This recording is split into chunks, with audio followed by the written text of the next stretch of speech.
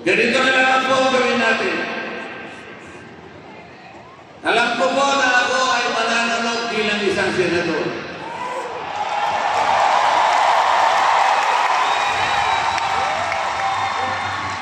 Kapag nandun na po tayo, kakausapin ko ang aking mga kasama at sa palagay ko naman ay papayag sila na. Kung hindi sila papayag, itatanungin ko sila.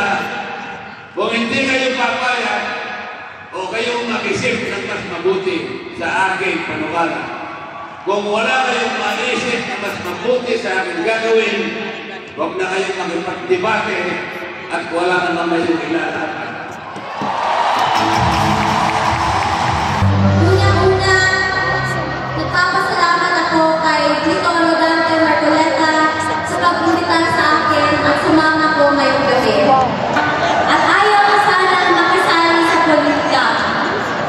Pero dahil sa pagkidnap at pag-abuso nila sa tatay ko, nandito ako para ipaglaban hindi lamang ang pamilya ko, kundi ang bansang Pilipinas.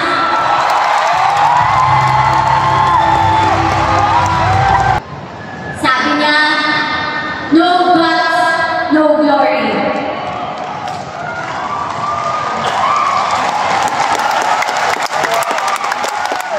Mga kababayan ko, sa kapwa kabataan, bumoto tayo ng tama dahil dito nakasalalay ang kinabukasan nating lahat. Number 38 sa balota. Sa lahat ng relihiyon dito sa Pilipinas. Mga kababayan, dumating na po sa punto na ang ating konstitusyon ay hindi na sinusunod. Dumating po sa panahon ang mga simbahan ay dumadating na po sa punto na nilulusot, hinuhuli, hinukulong. Kailangan po may tumindig na isa na nakakaalam ng batas upang manatili ang paghiwalay ng simbahan at Estado.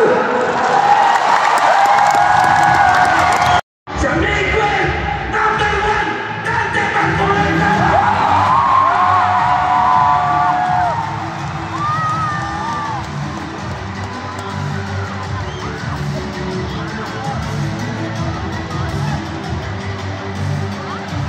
Ngayon po,